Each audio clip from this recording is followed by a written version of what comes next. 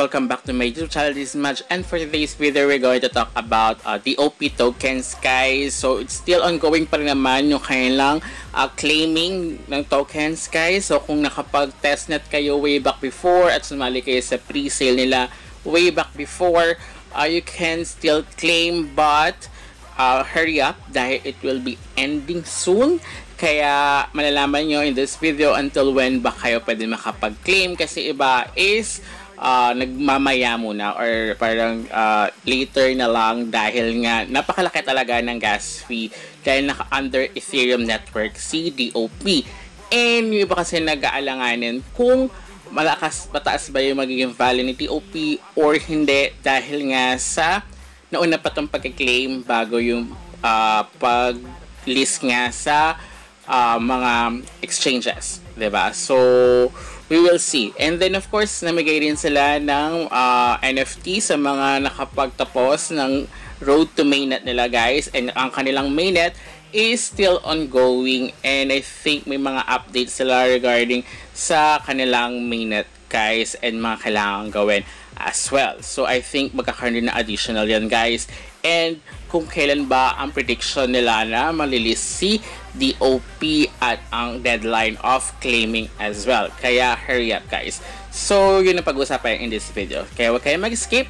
Stay tuned until the end of this video para wala kayo may miss na important details.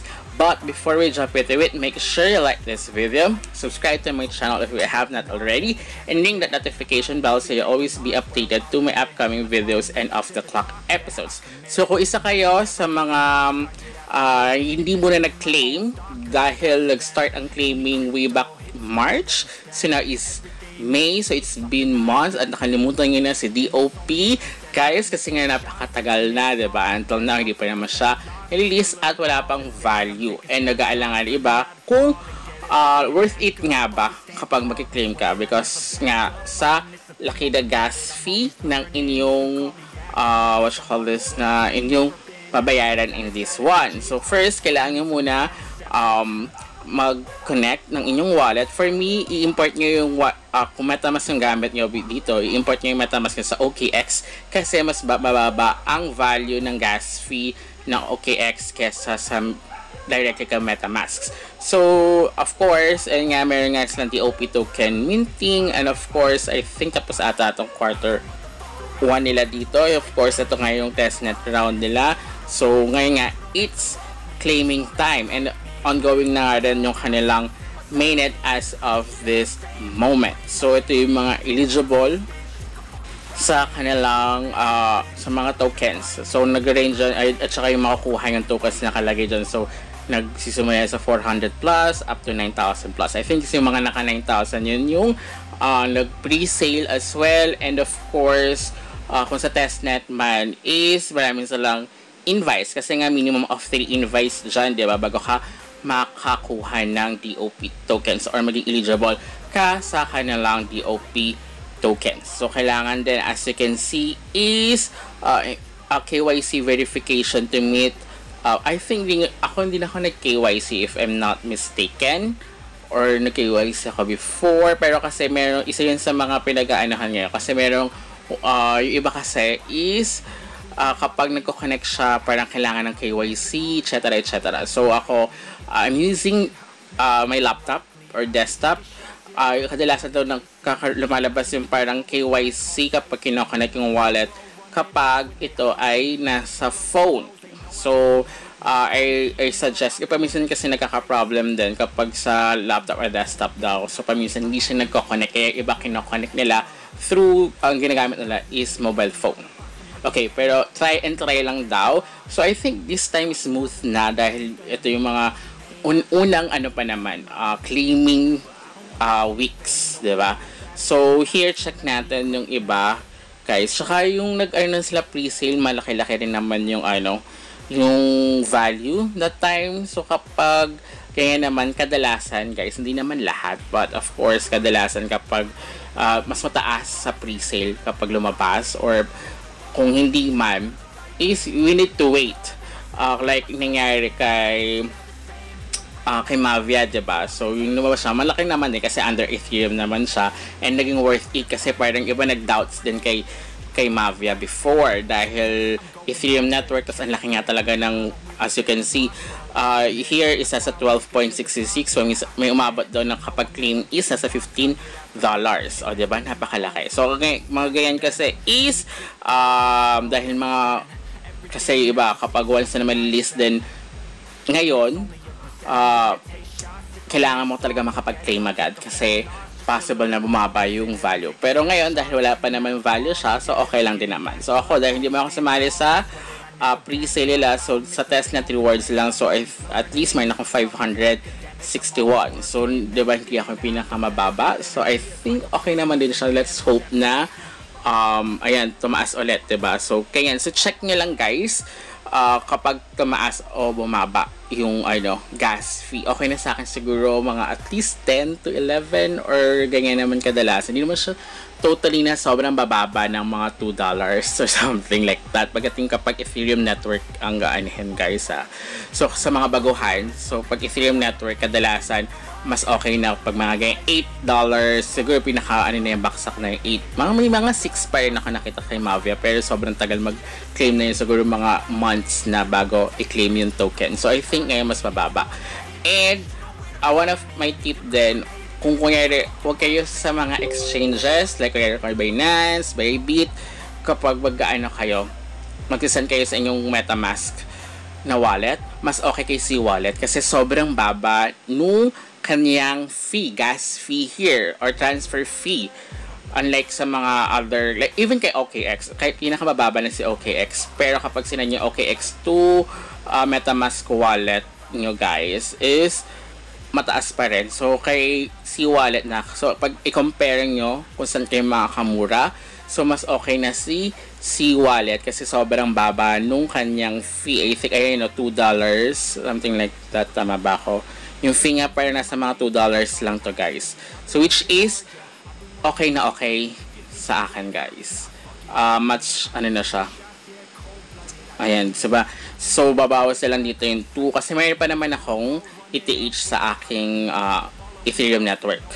Kaya, dadagdagan ko lang. So, hopefully, mga nasa 10 or 11 or 12 yung makuha natin. So, para at least okay na siya kasi possible pa tumaas kasi yung kakilala ko na kinuha na nga, kinilim nga na kagad, so para umabot ata siya ng $15 to $16 yung kanyang fee, which is mataas nga yun. So ako, like yung kay Mavia ko hinintay ko talaga, so parang sobrang tagal ko, pero at least kasi yun, hindi pa naman gano'ng kataas yung value ni Mavia, so okay, parang good naman yung sa akin, parang good decision na pinatagal ko yung pagki-claim dahil tumaas kagad. So here, ayan, diba, dumating na siya. So as you can see, dumating na siya. So bumaba, thank God. So 11.66, kanina diba umabot siya ng 13, so at least nakamura tayo ng kahit konti. So successfully claimed. So let's hope by deadline nga is until the end of May, so konting araw na lang. And let's hope by June is malis na siya dahil ongoing naman na yung mainnet ni DOP. So as of now is wala pang value si DOP. So let's hope na pag lumabas si DOP is or malis si DOP, mataas na yung kanyang value. So may natira pa naman tayong 4.59, guys. So okay na okay siya. Dahil yung parang kinumpit ko siya is papatak siya dapat ng $13 to $15. So, pero kailangan kayo magbigay ng allowance, guys. Kasi kapag hindi kayo nagbigay ng allowance, pag naglagay kayo, baka pa rin yan. Tawag na to? Mag-failed. So, kailangan may allowance. Okay? Kasi, para hindi kayo mag-fail. Kasi possible, bigla na tumataas, bigla na bumababa. Okay kung bumaba, pero kung tumaas siya, diba? So, kung nag-fail kayo, makakaltasan pa kayo. Kaya, be careful as well. Dapat is, lagi kayo may allowance kapag naglagay kayo ng pang-gas fee nyo sa inyong mga MetaMask. At pag mag-claim kayo ng any kind of token, kailangan may allowance yan. So, at least a few days later.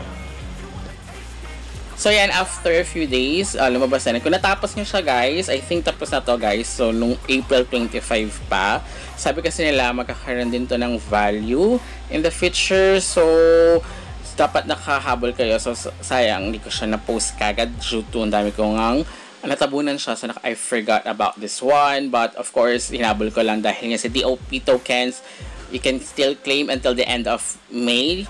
So dahil I hope na June is magka-value, and kung nakakuha kayo dito ng NFT, sabi nila is magkaka-value din siya, magkakaroon kayo again another DOP token. So yung last announcement or last update na alam ko guys, if I'm not mistaken. So here is kung makumpleto nyo itong apat na kung yung Queen, King, Ace, and Jack, kung makumpleto nyo siya, much better, mas malaki rin makukuha nyo guys. Okay, pero okay lang kahit ano dyan. Kung di nyo man kasi iba dyan, parang isa lang makukuha nyo per account. Diba? Random pa siya. So, pwede kayong mag-purchase sa kanilang sa Magic Eden ng ganyan. But it's up to you. Okay, kaya kailangan lang kayong do your own research, and of course, think 10 times. So, you never know kung okay ba yung maging value ng DOP or hindi. Parang suntok sa buwan lagi lahat ng mga airdrops, diba? Pwede siyang paldo, pwede siyang paldog. Okay? But let's hope na maging paldo lahat ito guys. Okay? So kung nakaklaim kayo yan, okay na okay. Pero kung gusto nyo humabal, you need to purchase sa Magic Eden. So yun lang yung mga ano nyo. Kung di kayo nakakuha ng DOP sa kanilang Galax neto guys. Okay? So ito yung value nga if ever. So dyan nilalagay lang mo kasi pwede mo siya i-list. Pwede mo rin siya hindi i-list. Especially ngayon merong si Magic Eden na pa-rewards. So if you want to join, I'll make another video for that one guys na kailangan kayo mag-list so you can get specific rewards kay Magic Eden. So pwede nyo i-list yung nakuha nyo na either DOP Queen, King, Jack. So ito yung pwede nyo i-value. So WEPH. So malaki-laki nilagay nila kasi alam nila na pag ganyan wala lang masyadong bibili, diba? So parang nilist lang nila yan para at least is pwede sila maka-join sa Magic Eden. So in the future, ililist ko yan guys. Okay? So ayan. So Phantom, MetaMask. So dito kasi walang OKX kaya MetaMask yung ating i-sync. So hopefully na dumating na dito. So kaya na kasi is ano pa siya, umiikot pa siya nung inana natin. So, para at least pwede ko siyang malist na rin dito. Sayang din naman, diba? Saka whenever naman lang may bumili. Diba? But, of course, hintayin natin yung value ni DOP. Let's hope sa this coming June magkaroon at di na siya maging July, diba? But, we will see sa kanilang mga susunod na announcement. So, ayan yung parang diamonds, guys. Yung may rewards, diba? So, kung gusto nyo mag-list dito, it is sa IKT as well. Pwede nyo siya makita dito yung mga nasa NFTs nyo guys na nakuha sa inyong Galax. So pwede nyo rin silang i-list din dito, but of course once na nag-list kayo is may may may gas fee kayong babayaran, okay, or may listing fee kayong babayaran. Kaya pag-isipan nyo ng mabuti kung ano yung ililist nyo at kung hindi. Mamaya kasi ayoko siya i-list, then biglang na-list nyo na siya. So, sayang din naman. Okay. So, lahat yan, pwede nyo gawin dito kay Magic Eden. Magkakaroon pa kayo ng rewards. So, until next time guys, goodbye!